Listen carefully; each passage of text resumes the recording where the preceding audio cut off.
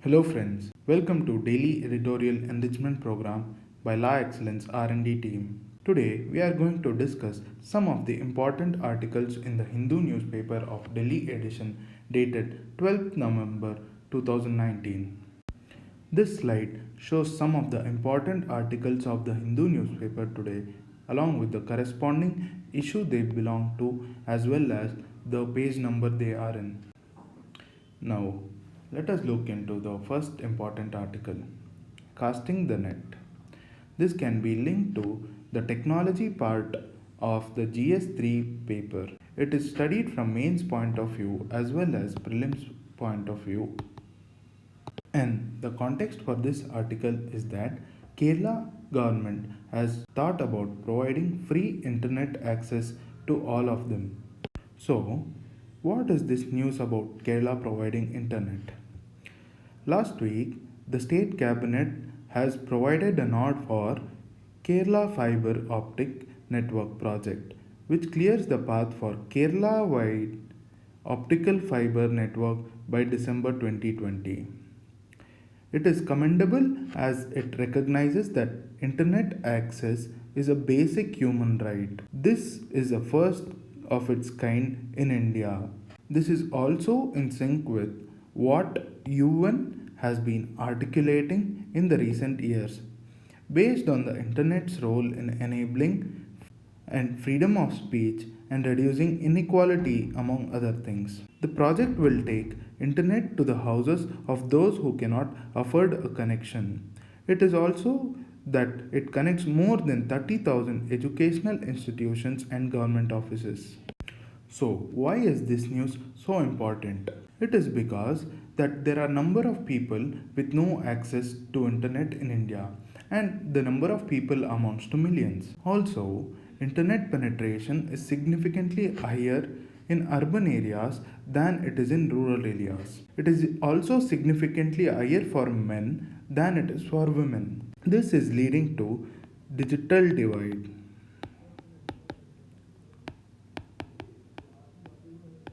The internet penetration is around 65% in the urban areas and it is only 20 to 21% in the rural areas. Also, there is a need for government to take steps to increase the penetration of internet and plug the gap. If successful, Kerala will set a good example for other states to emulate. Also, the central government to address the digital divide has launched the National Digital Communication Policy 2018. Now, let us see some of the provisions of National Digital Communication Policy 2018. Some of the aims of the policy are to ensure broadband for all. Also, it aims at generating 4 million additional jobs in the digital communication sector. Also, it aims to put India in the top 50 rankings of the ICT Development Index given by the ITU, that is International Telecom Union. It also aims to acquire the digital sovereignty of India. So, what are the missions under NDCP? Now, let us look at the missions in NDCP. The first one is Connect India. It aims at creating robust digital communication infrastructure to promote broadband for all. The next one is Propel India. It is enabling next generation technologies and services through investments, innovation, and IPR generation to harness the power of emerging digital technologies, including the 5G, artificial intelligence, and the Internet of Things. The last one is the Secure India mission. It ensures sovereignty, safety, and security of digital communications to ensure the interests of citizens and safeguard the digital sovereignty of India with a focus on ensuring individual autonomy and choice, data ownership, privacy, and security. So, what are the features of this NDCP 2018? It aims at providing 50 Mbps internet connection to all the citizens in India. Also, it aims at connectivity to all the regions. Also, it is on a path of developing the skills of 1 million personnel. It also aims for IoT ecosystem for 5 billion devices. Also, it ensures a data protection regime, and also it establishes a national fiber authority. So, in this way, the central government is ensuring that digital divide is reduced, and also everybody and every citizen in India is connected to the internet. Now, let us move to the second article, the extra mile. It can be linked to international relations part of the GS2 paper. It can be studied from mains point of view. And the context is that recently the Kartarpur Corridor was opened for pilgrims. So, what is Kartarpur Corridor? The Kartarpur Corridor facilitates connectivity between Dera Baba Nanak in Punjab Gurdaspur district to the international border to facilitate Sikh pilgrims visiting Gurudwara Darbar Sahib Kartarpur on the banks of Ravi River in Pakistan. Kartarpur holds significance for all Sikhs since it is in this place that Guru Nanak spent his last years. And India had long made a proposal to Pakistan on operationalizing this project. However, Pakistan had not given much importance to this proposal. Eventually, though Pakistan showcased its interest in such a project, both the countries in recent days have managed to inaugurate the project amid much fanfare in spite of rising tensions between the two countries. The Kartarpur Corridor was opened on Guru Nanak's 550th birth anniversary.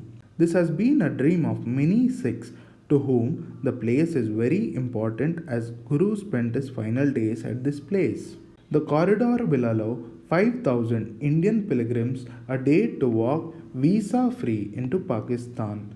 Also, this has happened at a time when Indo Pak relations hit a historic low, is a matter to reckon with. However, experts tell that the Kartarpur corridor, though opened, it is a missed opportunity because the corridor has not resulted in any significant easing of tensions between the two countries. There was no united front display by the prime ministers of both the countries during the corridor's inauguration. Also, India's reluctance on furthering unity over this project with Pakistan stems from alleged suspicion that Pakistan is encouraging the Khalistani movement. So, now let us look at why Kartarpur corridor is a missed opportunity. Pakistan's encouragement of Khalistani separatist groups to use Kartarpur as a platform has been a constant cause for suspicion for India. Also, Pakistan is charging $20 for pilgrims to use the corridor. On the other side, India's misgivings have been seen as churlish response to Pakistan's efforts to building the corridor. The fact is that neither side has been able to build on a goodwill for the project in both the countries to create an atmosphere for talks on other issues. The narrow walls of suspicion can be effectively brought down if the leaders of both the countries can effectively build upon the goodwill that has been created with the Kartarpur. Now, let us look into the third important article, the future of work. This can be linked to the economic development part of the GS3 paper of the syllabus. Also, it can be studied from mains point of view. The context is that the government of Karnataka has recently taken a decision to frame guidelines for the workers of digital platforms. So, what is the background of this decision of the government of Karnataka?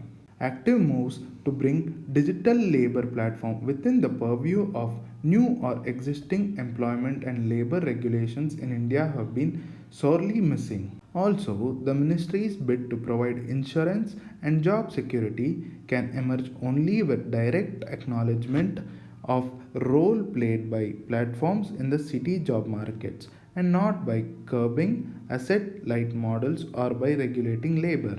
This move could possibly sidestep a question that remains open, that is, whether Uber drivers, for example, are full time employees of Uber or freelancers. In the article, the writer is talking about gig economy. What is gig economy? In a gig economy, temporary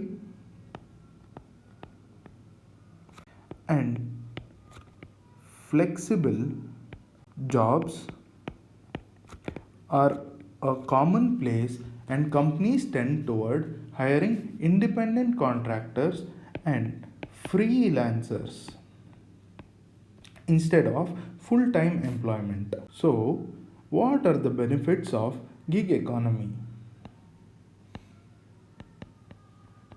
The benefits include flexibility for both employers and the employees. Also, for the employees, more number of options of earning are available. It is easier for new startups to set up business. Also, better customer satisfaction can be achieved.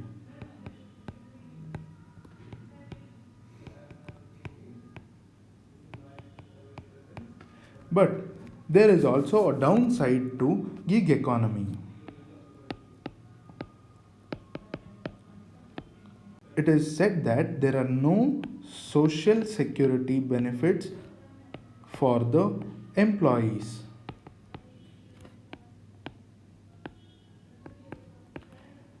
Inconsistent income is another big problem. Also, exploitation of employees by the employers is a common phenomenon. In regard to this and addressing the changing economy in USA, the California state has passed the Assembly Bill 5,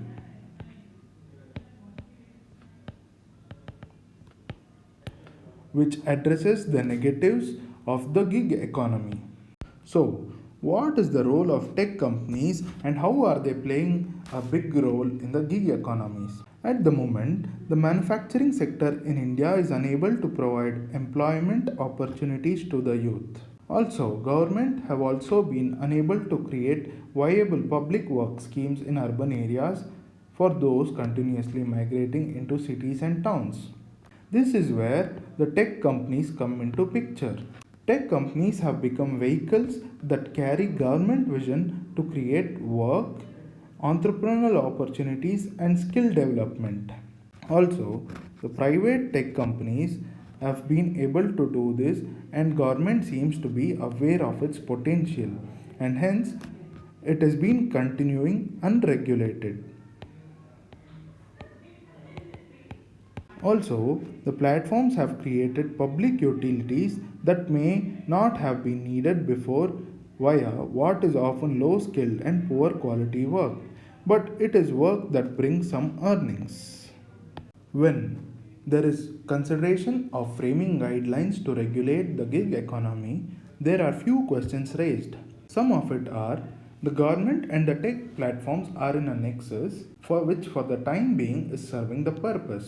However, if the relationship between platform companies and the governments continues this way, where do labor institutions and the workers' unions stand? It could also herald a time where platforms can be asked to perform more public functions like implementing a minimum wage. Let us move to the next article. Revoking Citizenship.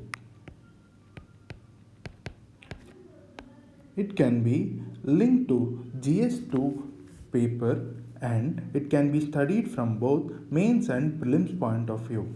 The context is that recently writer Atish Tasir's OCI, that is Overseas Citizen of India card was revoked.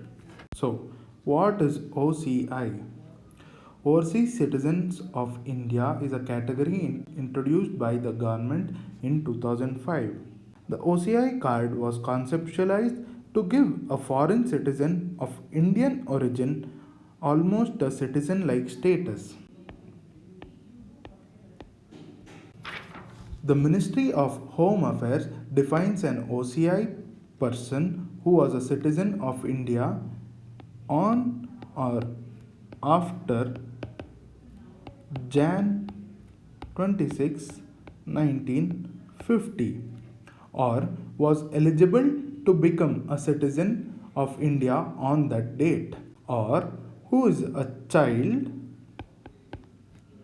or a grandchild of such a person among other eligibility criteria. The OCI card holders can enter India multiple times, get a multi purpose lifelong visa to visit India, and are exempt from registering with the Foreigners Regional Registration Office. Also, OCI card holders can open special bank accounts in India. They can buy non farm property